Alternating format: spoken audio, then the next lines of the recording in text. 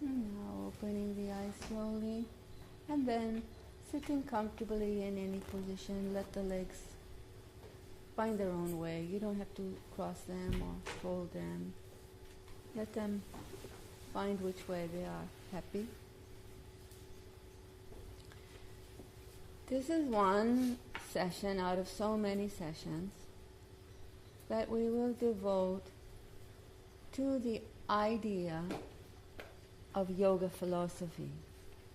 But remembering that yoga is actually not a philosophy. It's not. Yoga is a body of practice. And maybe that's why we love it. It's just practical. And, we can take the practical at any level that suits us and do that. How great is that? We don't have to worry in the yoga actually about a religion, about a dogma, about a philosophy. We just do the practice and have that experience. And that's fine, except that yoga is a body of practice that came from somewhere and that evolved through the ages also in relation to something, right? It didn't just drop out of the stars. So, if we're becoming more serious about yoga, and also if our practice of yoga begins to deepen, then it does become essential to see the philosophy behind yoga. But remembering that it isn't really yoga, we call it yoga philosophy, but it isn't. It's yoga practice, and then the philosophies come from other systems which have held yoga, which have carried yoga. So the first system that carried yoga was Tantra. And Tantra is considered something like the mother of yoga. And yoga is the son. Tantra is the mother, yoga is the son. And later on, yoga did also, how in life when people grow up and then they move through other societies and families and things. So in the same way, later on, yoga did become attached and affiliated with the philosophy of Samkhya and also Vedanta. So these three philosophies are often utilized to represent yoga philosophy, but they aren't. They're the philosophy of Tantra, the philosophy of Samkhya, the philosophy of Vedanta. But the yogas that relate with Tantra, the yogas that relate with Samkhya and with Vedanta, they're different yogas, and they reflect also those systems. Yeah, and so if we understand how that is, then we'll be better teachers, you see, because we'll understand how it all developed, where it all came from, how it all fits together and why. If we don't get that particular aspect, well, we'll be missing something all the time. Well, how come this one's like that and that one's like that? Have you started your talks on the Bhagavad Gita? No. Oh, okay. So Bhagavad Gita is based on Samkhya. Samkhya. But Karma Yoga, Raja Yoga, Jnana Yoga, all those yogas. Vedantas, they talk a lot about Vedanta in the commentators, but actually it's based on Samkhya. And a lot of the major yogas are based on Tantra. And we'll talk about why. So these are really the three main philosophies related with yoga. The yoga-related philosophies.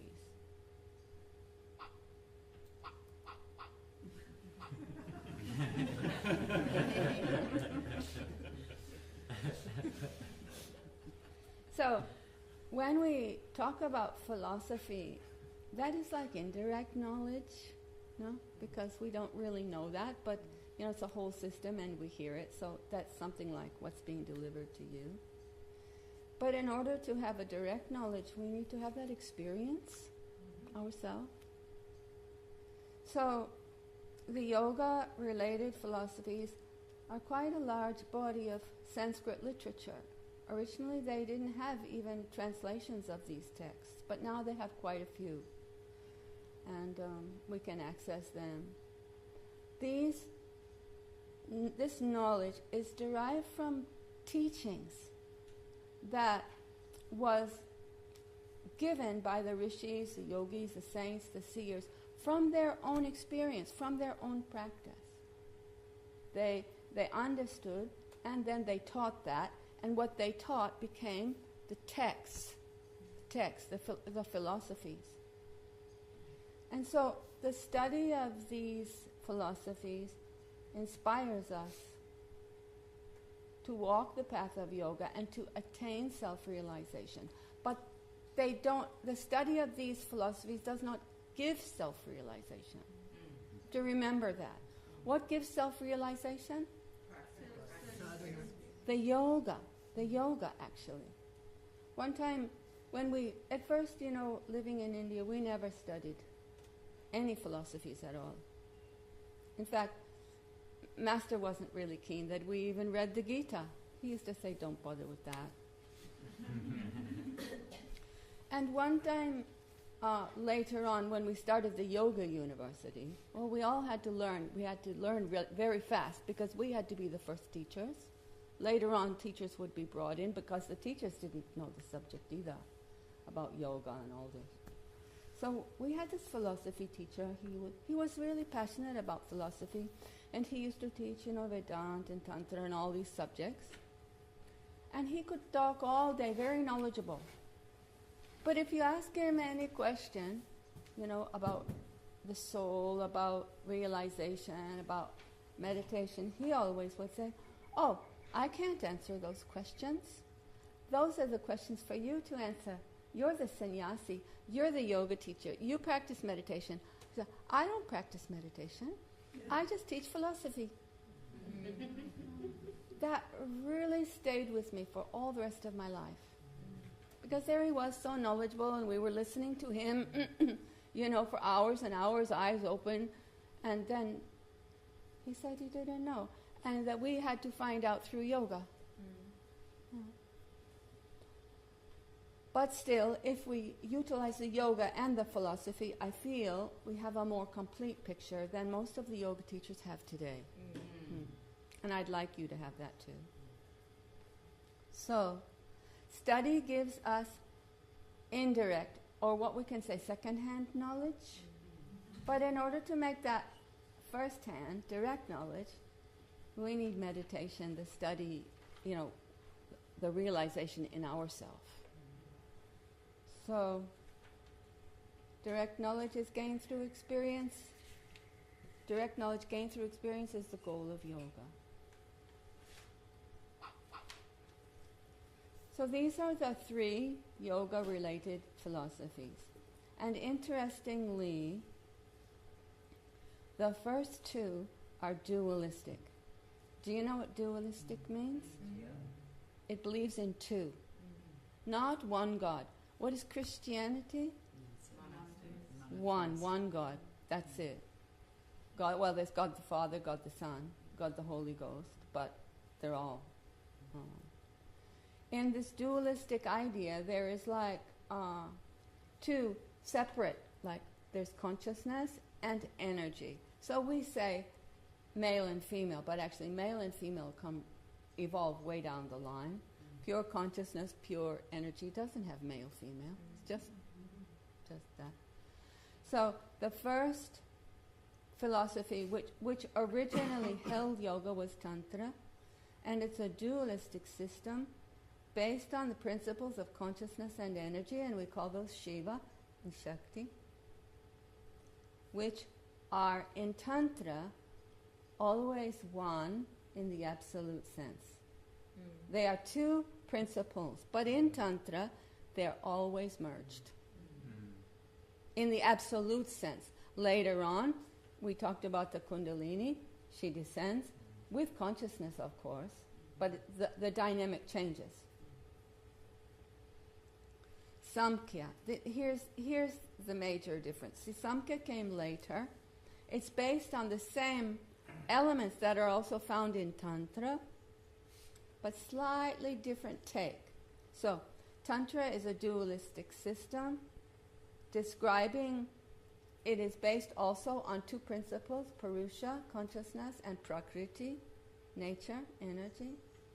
And it also describes the process of manifestation through a number of evolutes or tattva. So the word Samkhya means numbers. But Tantra also does. The same evolutes are also in Tantra and were drawn out of Tantra because Samkhya came later. So what they did was they studied those, then they drew out what they wanted to teach and added something different to it. Yeah. And then Vedanta. Now, Vedanta is developing into a monistic system. It is the early monistic philosophy. And it is based on the absolute reality is the only existence. Everything else comes from that. Everything else, therefore, is illusion. So these are the three philosophies, and we'll be looking at them. Starting with Tantra, which is the earliest known philosophical system. We say that it emerged before 6,000 BC, but hey, it might have emerged 100,000 years ago, or even more, because it did relate with this ancient world, of Lemuria. Yeah, so it goes way, way, way back. And that's why we still find, a predominance of Tantra in the south of India, because the south of India was connected with Lemuria. Then it got separated. So Tantra's really ancient, and it predates the Vedic system. After some time in the very early eras, the Vedic and the Tantric systems, they argued, they actually went to war, they fought.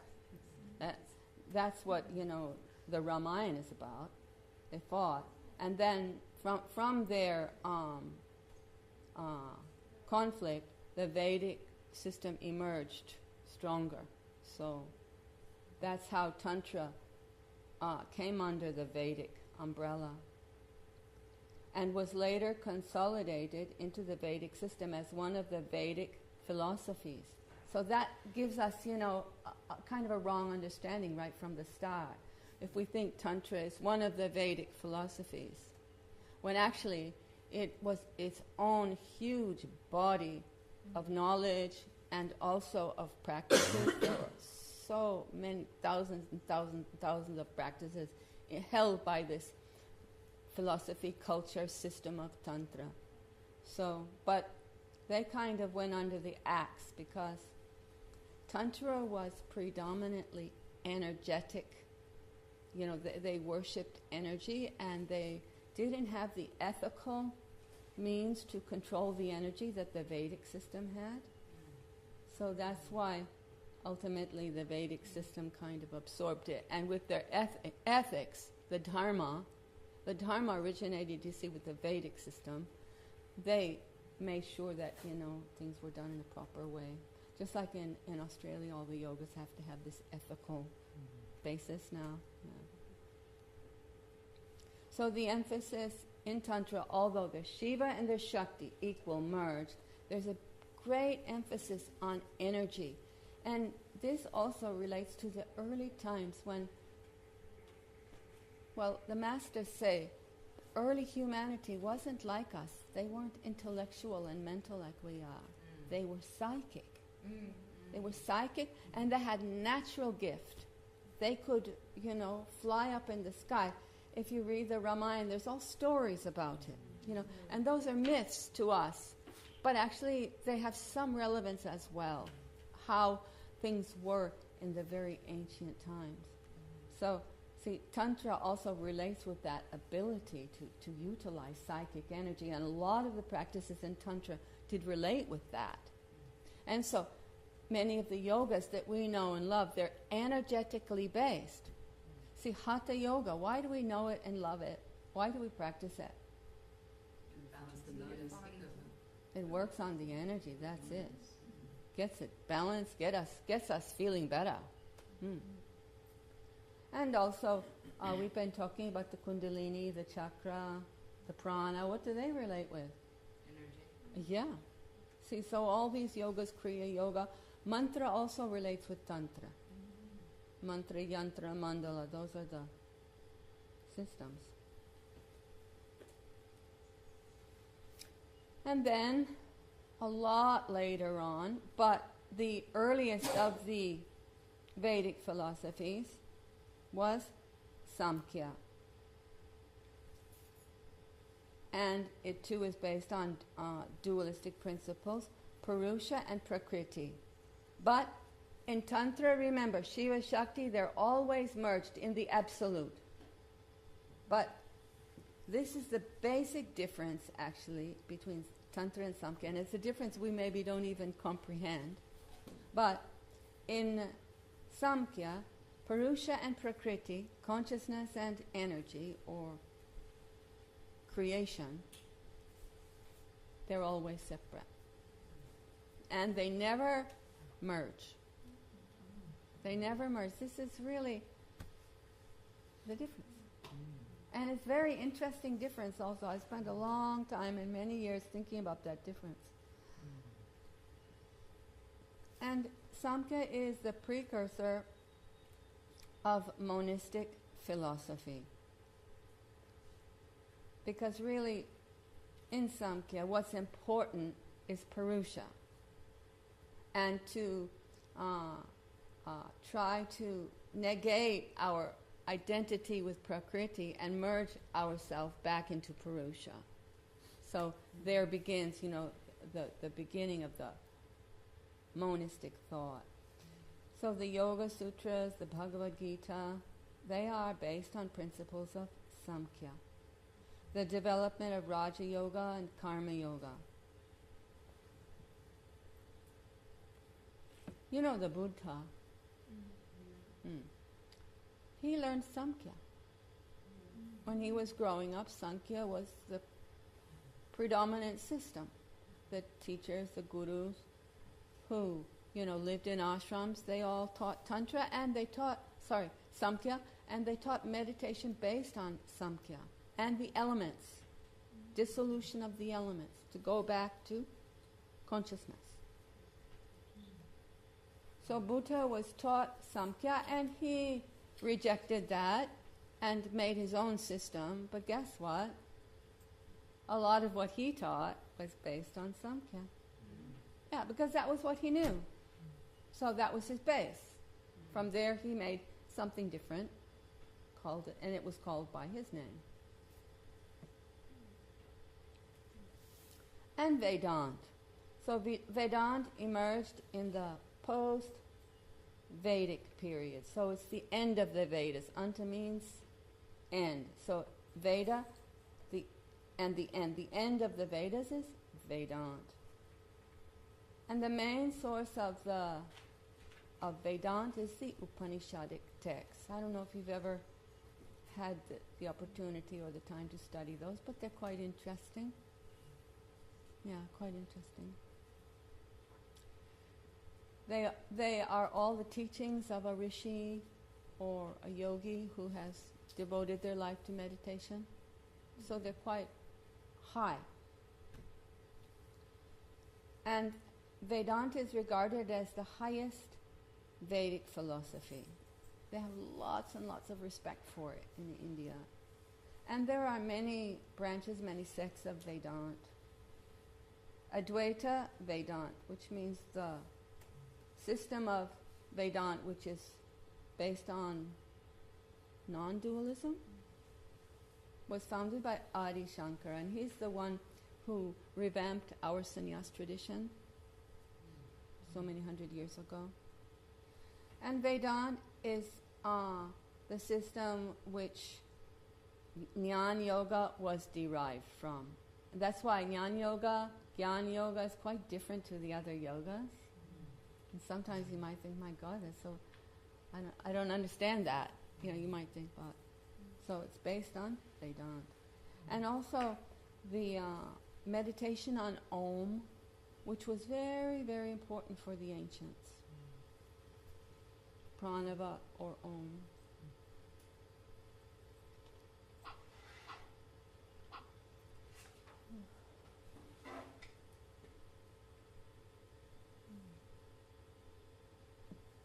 Let's just look at Tantra. Perhaps you have already heard this. So Tantra has two roots, Tanoti plus Trayati. Tanoti means liberation of energy. So see, energy is really important here. You won't find it in any of the following systems. And Trayati means expansion of consciousness. So without the liberation of energy, there will be no expansion of consciousness. That is the basis of Tantra. So see, they give a lot of importance to the energy. And then arises the feminine and the goddess and all the worlds, the Kundalini, all that. So the awakening of energy is necessary to expand consciousness. And I heard that so many times when I was growing up in India. So in Satyananda Yoga, it's like what was really valued was not this passive meditation, sitting with your eyes closed and go off in a dream. No. Dynamic meditation. That was the thing. And that was what actually our master taught. So you find these dynamic practices in Satyananda Yoga. Like ajap. You'll be learning that, or you've learned it. It's a very dynamic meditation. So different to, this idea of mindfulness where you just shut your eyes and I don't know what you do. So the idea that Shiva is powerless without Shakti. And that's absolutely true. You can't move a muscle without energy. Yeah. There may be consciousness, but if there's no Shakti, the whole body can't move. And even we've seen that situation. And so arises the worship of Shakti, the mother. And then the mother is energy. She's the creator, so she has manifold forms. So many forms of the mother. The consciousness is one, but there are so many forms of creation. So Tantra is the mother of yoga and the dynamic yogas, and the dynamic meditation too. In Tantra we find an important principle, which is the use of energy to control the mind. You don't have to control the mind by the mind, because that's not very easy to do. If you've tried to do that, you'll know. Because the mind has its own way. It has its own world. But the energy is a little different. It's easier to get a grip. And there are practices we can use to get a control over the energy. And then we can see how that affects the mind. We have talked about that. But you see, the whole approach is different. Are you beginning to get that? And when we use energy to control the mind, then the whole system of mind expansion unfolds, which is free from suppression. This was the thing about Tantra. Tantra accepted everything. Everything in life. There was no suppression. Everything could be a means of meditation. Walking in the morning, drinking your coffee. You don't have to not drink coffee. Make the coffee your meditation. Relaxing at night with a girl or a boy. You don't have to avoid sexuality. Make it your meditation. Enjoy, but meditate on that. Yeah, because that enjoyment or whatever it is that you do naturally is with a free flow of energy, see? As soon as you suppress anything, what do? Create a reaction. You shut down, you limit, and you create tension also. I shouldn't have that. No, I won't. I shouldn't meet a girl or a boy. I shouldn't have a drink. I shouldn't, So Tantra said, no, don't go that way. Have everything. Do everything. But meditate on that. If you think you enjoy chocolate cake so much, meditate on every single mouthful. If you enjoy sexuality so much, meditate every single moment of it. Be totally aware of it. Don't do all these things obliviously or guiltily. So see, Tantra was unique. And maybe, we have things to learn from this as well. And that attitude led to the development of the energizing practices, which we've already talked about. And there were other illicit practices too, like when they wanted to practice sexuality, they really got together and did it. Yeah. They would go in a remote place, not to bother the society, and they would sit in circles with a guru, and each one having a partner, and they'd do that all night, meditating. And the guru would be energetically controlling and guiding it all, so that the energies would go up. And it's not just for fun. It's a practice. And if you're a person that's obsessed with sexuality, well, then it's your best practice. It's your best way to go. Do that. Yeah. So there were many other practices, like meditating in graveyards and stuff like that. See, the society didn't accept those things. Didn't accept that meditation would be done on a corpse. They couldn't condone it. They couldn't accept that the husband might go out and sit in a circle with who knows who from where, and have those, experience. They would think, it was an orgy and that. They couldn't think that it was meditation, and they didn't accept it. But I've been to some of those Shaktipitas where that happened. They're all in a circle, on a hill. Beautiful. So, that is why Tantra also kind of lost its reputation, and it became controlled by the different system, by the Vedic system. And the practices also they went into disuse. At that time, when they went into disuse, then there were many thinkers, there were many practitioners, of other systems, and they took a closer look at that time. And they said, no, we can't lose all of this. Some of it's really helpful, some of it's we need to use it. So they drew out the more important practices, which had no illicit, connotation, and kept those aside and called those yoga. That's how we get the yoga. So the yoga became kind of laundered, and not to be used together with Tantra anymore. Because the people in India, they didn't respect Tantra because of some of the ways that, some of the practices that were used in it.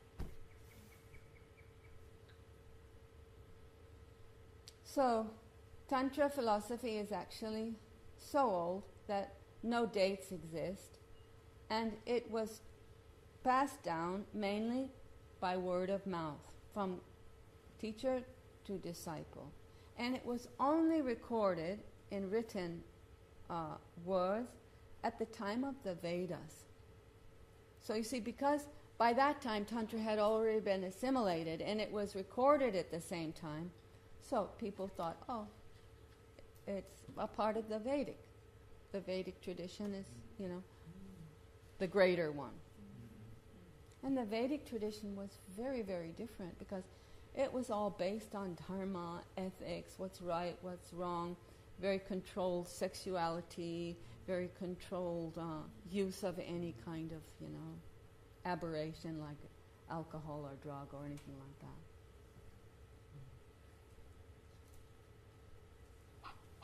So we've already discussed this now.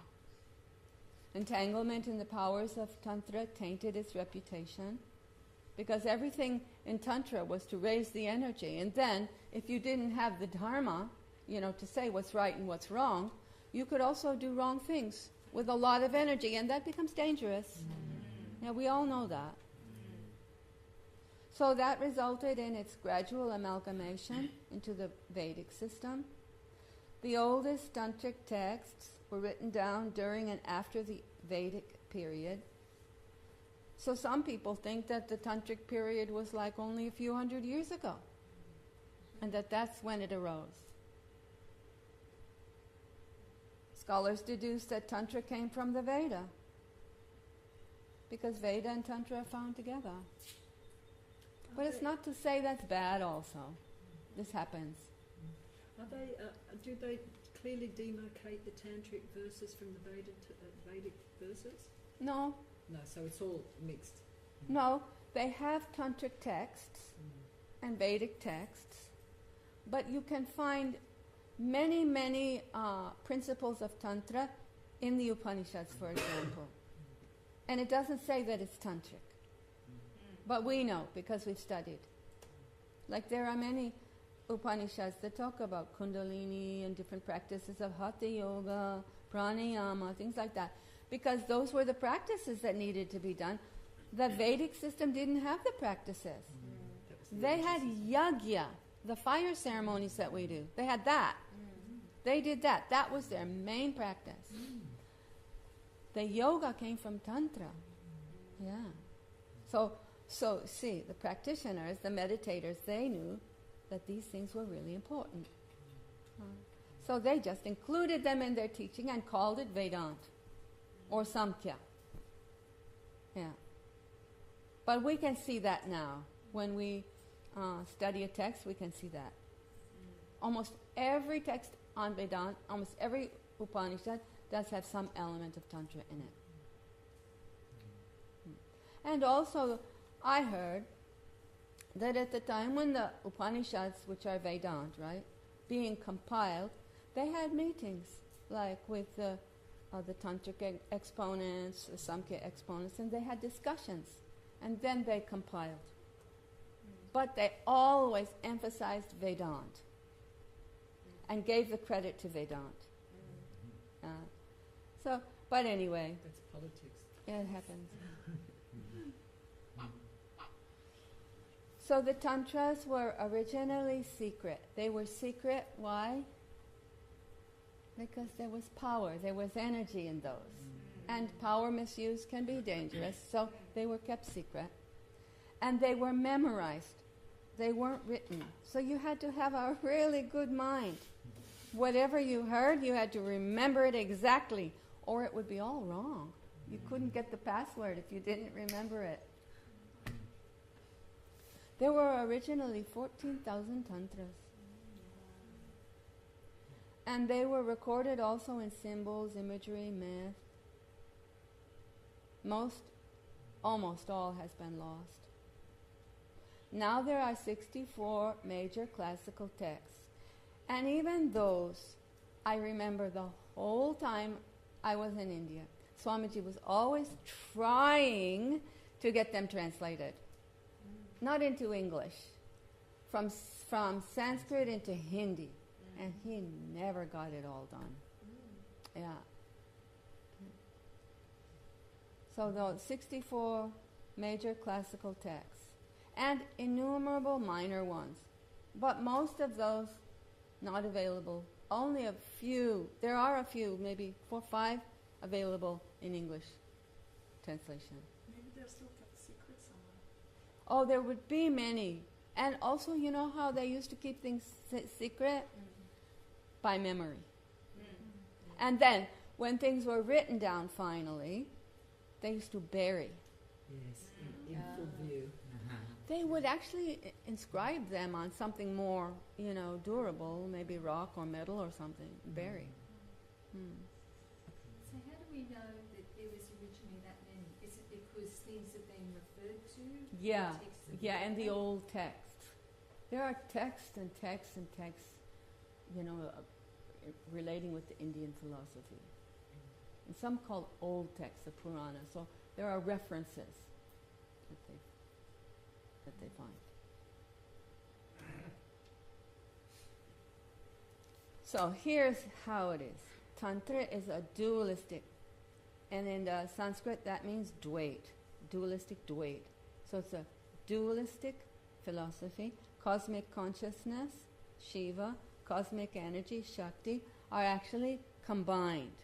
They're one. They're merged. This is showing two because they want to give you the idea that there's two.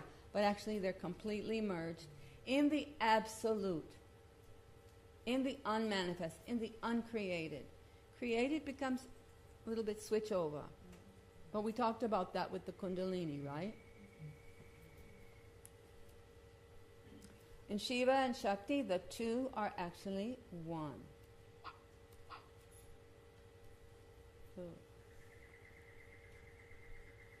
So in Tantra, the two principles are merged in the cosmic state. One is the principle of change, and the other is changelessness. Why change? Because energy has the possibility of change, right? Consciousness is just one. But in the absolute, although energy has the possibility of change, it's not changing. It's just merged, not active. Shiva is consciousness, free from all association, ideation, or limitation. Where do we get the association, ideation, and limitation in our consciousness? We have to evolve and evolute for that. That's why we have the mind, right? Because the mind provides all that. The consciousness itself, even your pure consciousness, is free from all that. But the mind, the evolutive consciousness, is full of all that. So the actual consciousness within you two, but this is the absolute cosmic consciousness. It is one without a second, just one. And Shakti is Spandan. Spandan means pure vibration. Just pure vibration. Pure cosmic vibration, which is the potential of energy, the energy that we know, the creative force. But it's in the unmanifest. It's not yet creating. And it remains therefore dormant, inert, not moving, not changing, just in union, merged with the cosmic consciousness. When Shiva and Shakti are combined in this cosmic union, then they are both called together Chit Shakti. Have you heard that word? Chit Shakti. So Chit means absolute consciousness and Shakti means absolute energy. Chit Shakti. That's when they exist together in total equilibrium, in the unmanifest state. Before creation. And that is beyond time, beyond space, beyond object. We only know time, space, object. See, so we don't know that. That's why philosophy. Philosophy just to tell us, okay, behind what you know, there's this. Which means, don't worry when you leave what you know, because there's this. Where are you going to go when you leave all this? Time, space, object association? Back to this. So you don't worry anymore. You see? That's a good thing. And also, when you do deepen your practice and you go beyond time, space, object, you won't be afraid either. Otherwise you won't know, oh my God, everything disappeared. I got scared. You hear that? But if you study the philosophy and you realize what's behind, then you'll be okay. So Shiva Shakti, Chit Shakti exists where there's no movement, no thought. Then, Spandan, pure vibration, has three potential qualities. You know all this. Sattva, Rajas, and Tamas. It has those qualities. Although they are in equilibrium, they're not manifesting. They're just in balance. But when creation begins, a bit of Shakti, not the whole, just a little bit, tiny little bit, begins to separate. And when that happens, the three energies go into flux. Means they have a slight imbalance. And that initiates creation. That slight imbalance.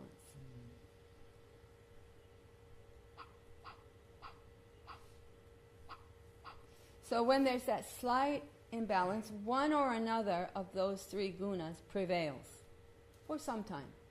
So when sattva prevails, then there is Gyan Shakti, means the energy of knowing.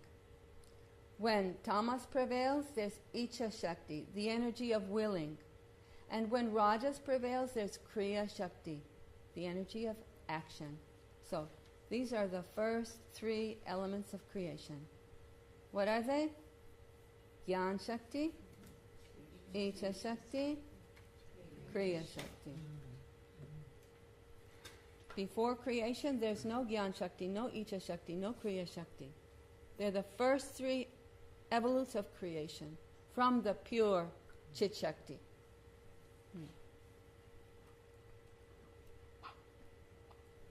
Then, when these three come into existence, the process of creation becomes ongoing. Shiva Shakti comes under the influence of, you remember Maya? Maya means to limit. Remember? The infinite consciousness, the infinite energy becomes measured, limited. So Maya is the next evolute. And that limit creates also the notion of duality. Two. Not just one existence merged like they were at the beginning. Now there's two. So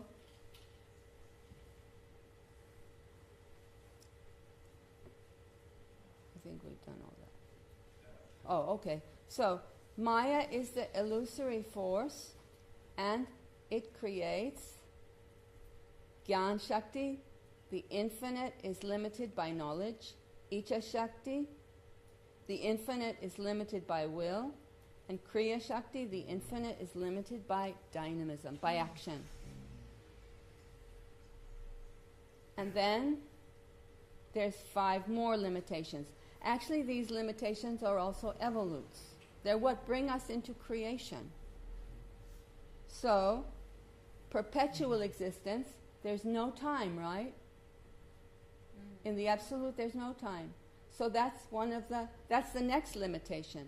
So, kal, limited by time.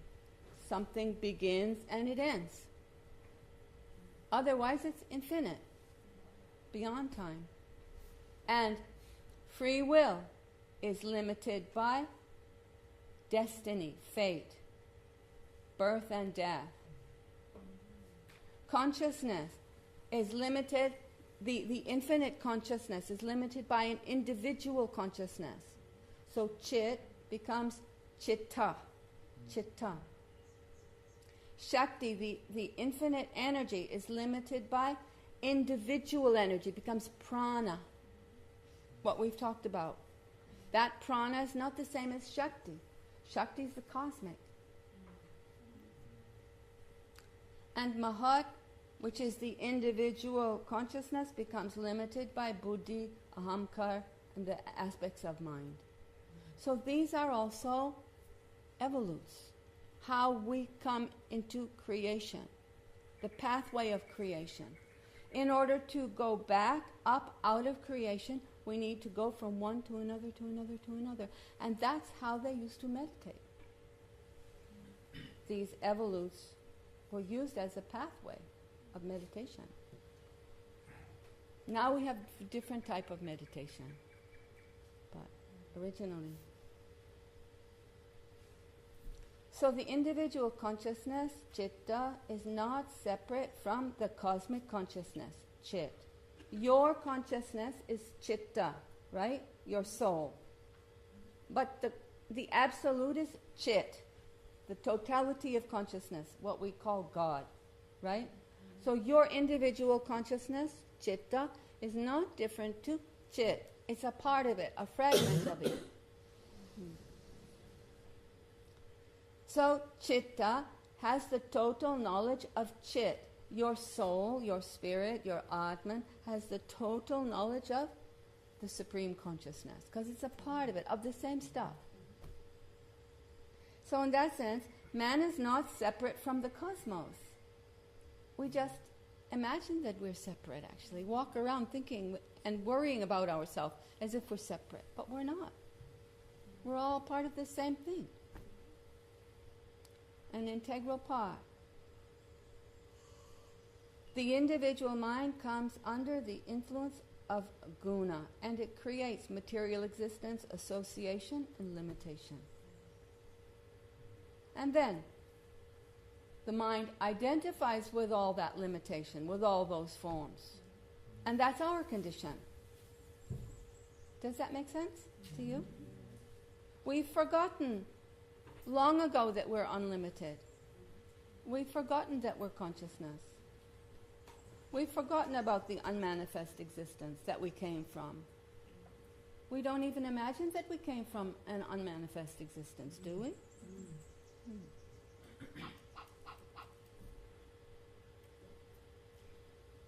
These are the tools of Tantra. Yantra, mantra, mandala, and the worship of God as the mother. Now we have to look at Samkhya. Samkhya really takes off after the all those evolutes that we discussed in Tantra. Then Samkhya kind of begins from there. So Samkhya, the word Samkhya means numbers. So what we described wasn't the actual creation, was it? It was the precursor of creation.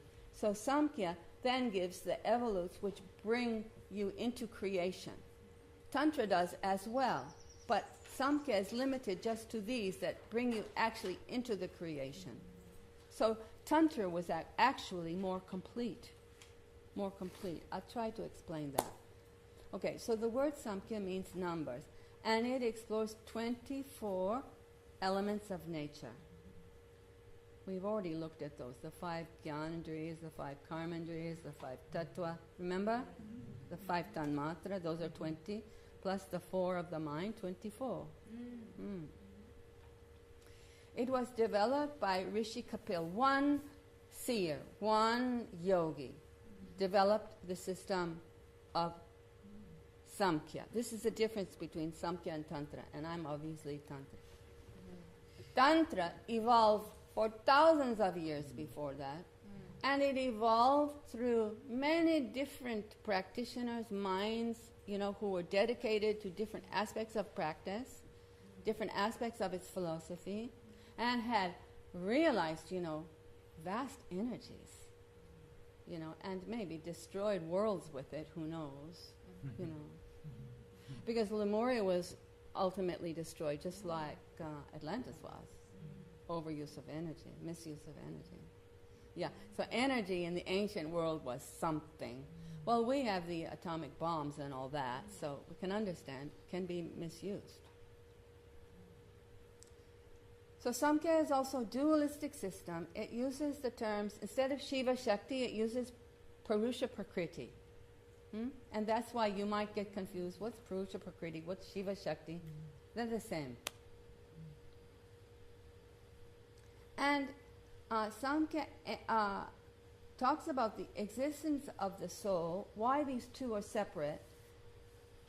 The existence of the soul, which is separate from the body.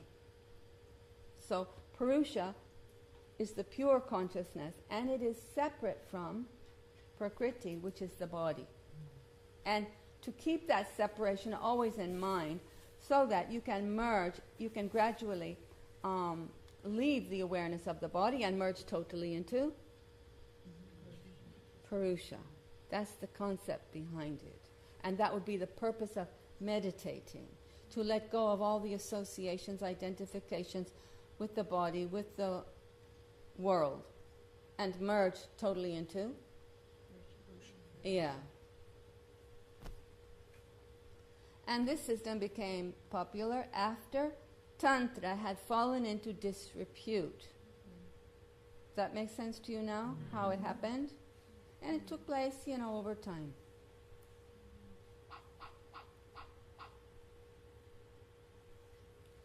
So in Tantra, Purusha, Prakriti are two eternally separate but yet infinite principles. They don't merge. Purusha, pure, incorruptible consciousness. Prakriti, unlimited, infinite energy. But also in equilibrium. Remember we saw that in Tantra, Shakti was in equilibrium until creation. Prakriti the same. But both contribute to create the limited consciousness. See, you first come into existence through your consciousness. First there has to be a consciousness. And then the consciousness gets embodied. Right? So, Purusha and Prakriti both contribute to create your individual consciousness, which is your person. So Prakriti evolves from equipoise to diversity and multiplicity as a result of contact with Purusha. So how they contact, I don't know, because they're completely separate, but somehow there's a vibratory contact and the gunas get jiggled. The gunas get jiggled and the creation is initiated. The goal of Samkhya is to free Purusha from the association of Prakriti. See how different this philosophy is. Because this philosophy was Tantra, the philosophy of Tantra, but with the Vedic ethics added into it. And see what ethics do. But seriously, we still have to follow an ethical approach. We have to. We'll go to jail if we don't. And we've learned that well enough. But we can see what effect that has, too, on a whole system. Do you see that? Feel that? Somewhat, at least. Do you or not? So does that mean that the goal of Samkhya is through meditation? Yes. Yes. They didn't practice asana. Pranayama much. Although, see, asana and pranayama were there because they took them out of Tantra and made them available. But around this time. So they were there, but they were more interested in, like the Buddha, nirvana. Just get there somehow, meditate that. And they meditated by following the elements. Back up, dissolving them one by one. Have any of you practiced Tattva Shuddhi? Dissolving them one by one, back into consciousness. But Tantra too had that. This is nothing new. It's just got the ethical sort of take on it. So the aim was like to separate and in Tantra to unite through yoga. Mm-hmm. Yeah, that's right. Ultimately, the ultimate goal of Samkhya was to merge the individual consciousness back into the universal consciousness. So, here we have the universal scale, the ultimate reality, as well as the individual scale. So, say, the Anandamaya Kosha, Purusha Prakriti. They exist as an individual as well as the cosmic.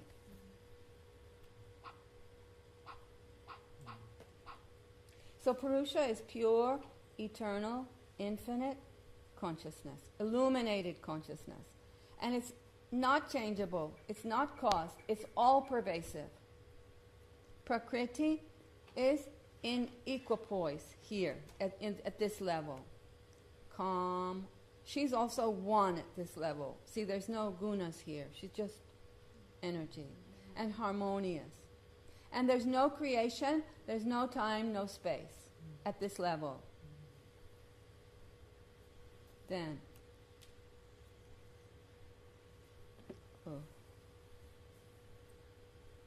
But Prakriti does have those potentials, those guna. And what happens when they get out of balance?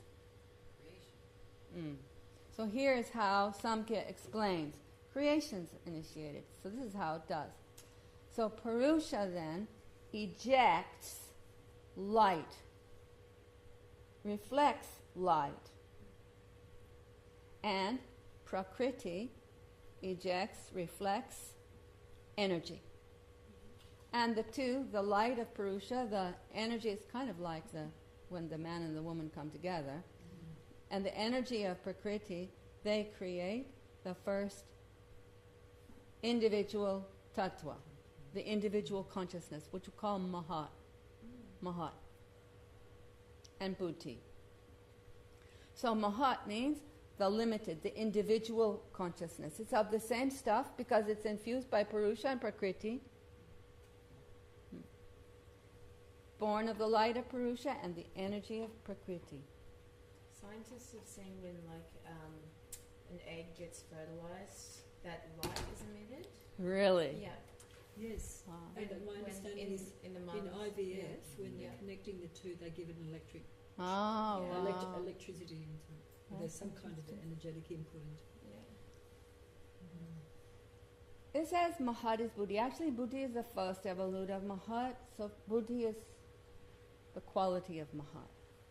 We've talked about Buddhi, and you remember, right?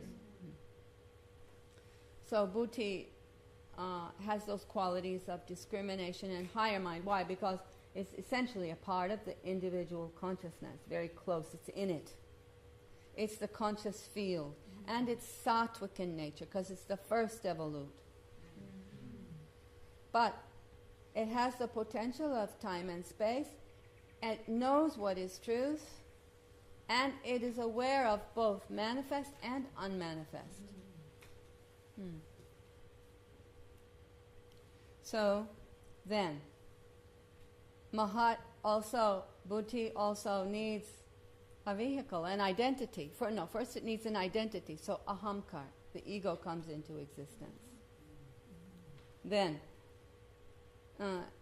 when the consciousness has an ego, then there will be interaction because there's I, then there's other. So the associations have to be a place made for those. So chitta. This is chitta in the sense of the storing of the memories, the storing of the impressions. And then somebody has to receive information from outside. So manas comes into existence. And then this whole complex of consciousness and mind needs a vehicle. So the body has to be born. So the five tattva, they create the vehicle. Do you remember what they are? Ether, air, fire, water, earth. Remember? And then you need to have the organs of senses and the organs of action so that this vehicle can interact and receive. So the five Gyanendriyas, ears, eyes, skin, tongue, nose. You remember those? The five Karmendriyas so that you can act and respond.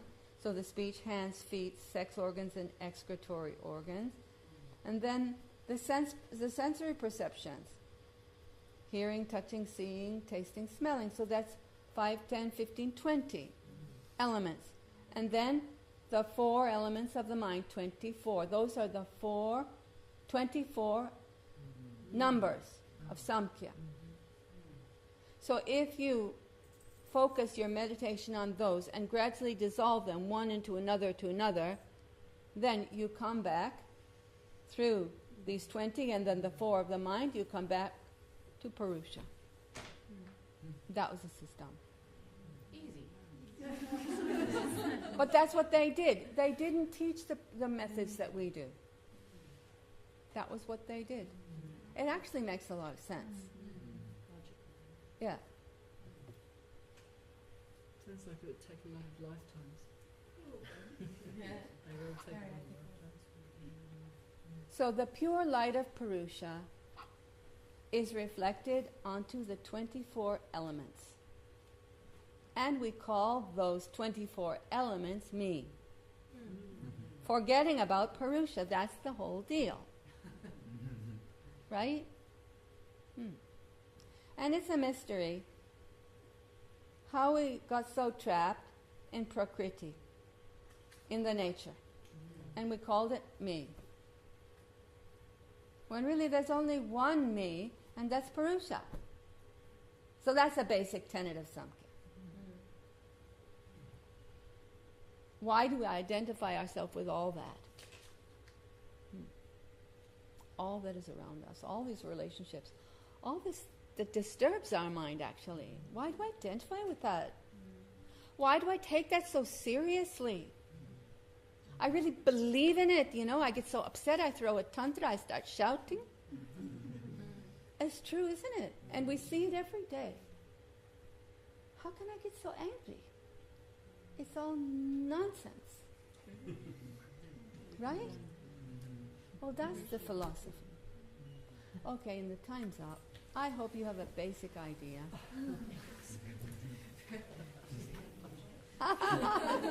Basic confusion.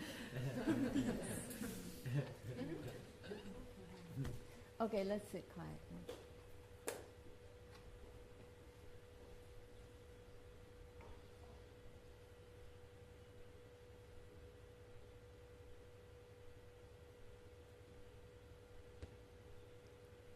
And we'll chant the Om mantra all together 3 times. Please breathe in deeply.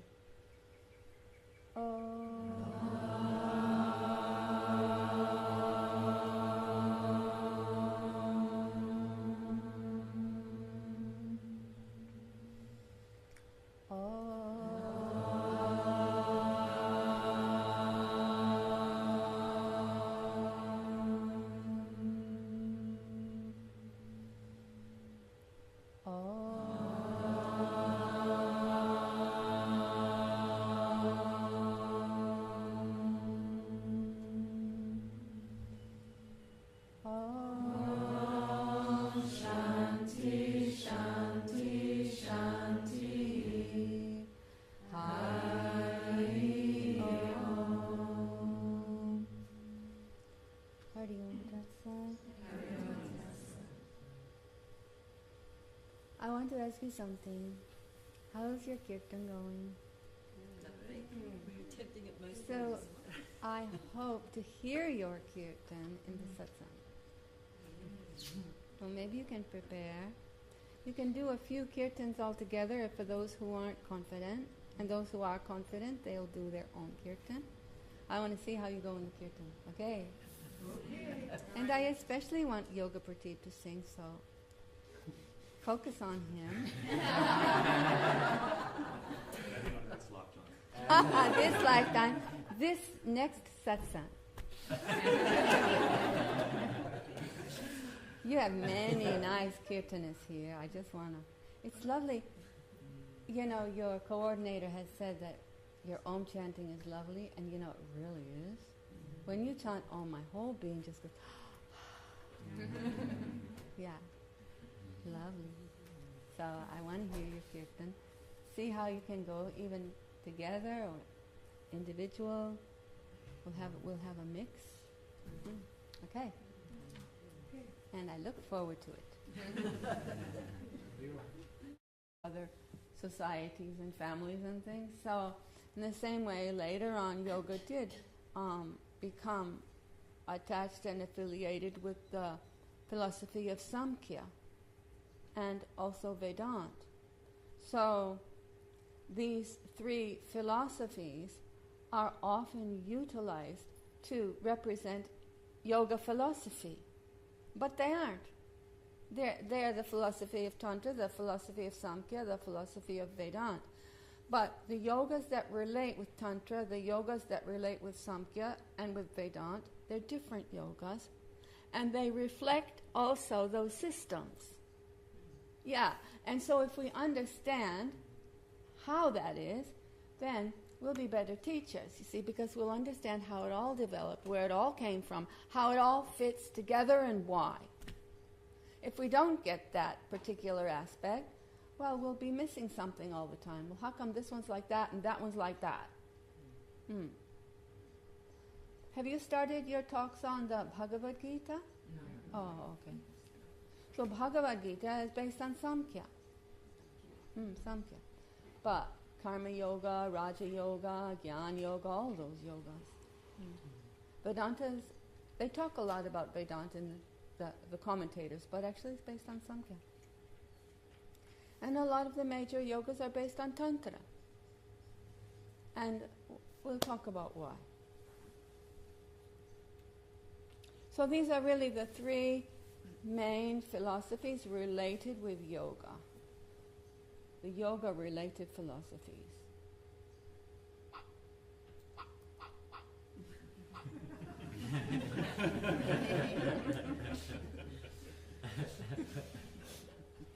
So, when we talk about philosophy, that is like indirect knowledge, no? Because we don't really know that, but it's a whole system and we hear it, so that's something like what's being delivered to you. But in order to have a direct knowledge, we need to have that experience ourselves.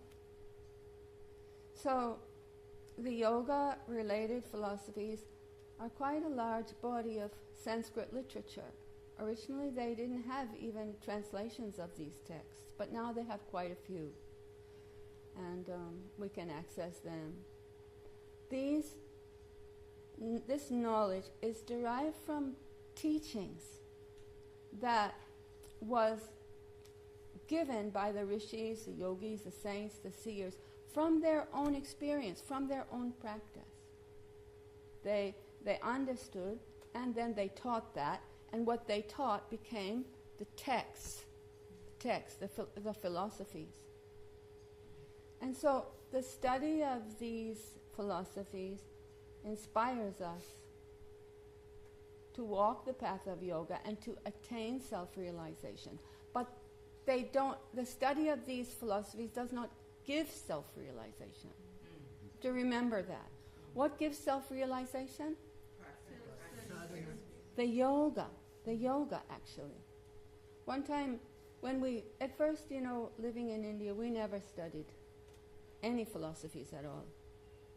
In fact, take the practical at any level that suits us and do that. How great is that? We don't have to worry in the yoga actually about a religion, about a dogma, about a philosophy. We just do the practice and have that experience. And that's fine, except that yoga is a body of practice that came from somewhere and that evolved through the ages also in relation to something, right? It didn't just drop out of the stars. So, if we're becoming more serious about yoga, and also if our practice of yoga begins to deepen, then it does become essential to see the philosophy behind yoga.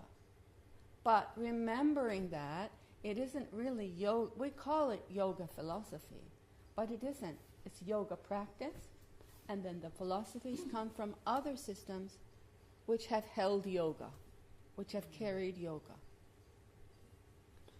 So the first system that carried yoga was Tantra. And Tantra is considered something like the mother of yoga. And yoga is the son. Tantra is the mother, yoga is the son. And later on, yoga did also, how in life when people grow up and then they move through. Master wasn't really keen that we even read the Gita. He used to say, don't bother with that. And one time, later on, when we started the yoga university, we all had to learn. We had to learn very fast because we had to be the first teachers. Later on, teachers would be brought in because the teachers didn't know the subject either about yoga and all this. So we had this philosophy teacher. He was really passionate about philosophy, and he used to teach, Vedanta and Tantra and all these subjects. And he could talk all day, very knowledgeable. But if you ask him any question, about the soul, about realization, about meditation, he always would say, "Oh, I can't answer those questions. Those are the questions for you to answer. You're the sannyasi. You're the yoga teacher. You practice meditation." So, I don't practice meditation. I just teach philosophy. That really stayed with me for all the rest of my life. Because there he was, so knowledgeable, and we were listening to him, for hours and hours, eyes open. And then he said he didn't know. And that we had to find out through yoga. But still, if we utilize the yoga and the philosophy, I feel we have a more complete picture than most of the yoga teachers have today. And I'd like you to have that too. So, study gives us indirect, or what we can say second-hand knowledge. But in order to make that first-hand, direct knowledge, we need meditation, the study,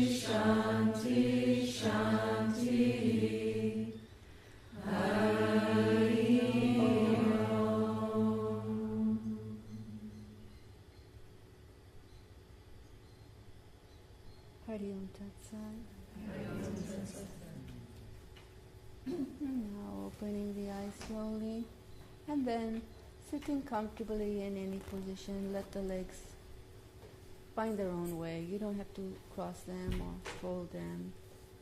Let them find which way they are happy.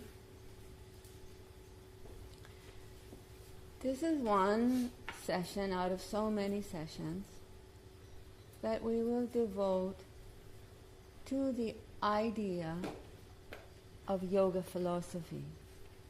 But remembering that yoga is actually not a philosophy. It's not. Yoga is a body of practice. And maybe that's why we love it. It's just practical. And, we can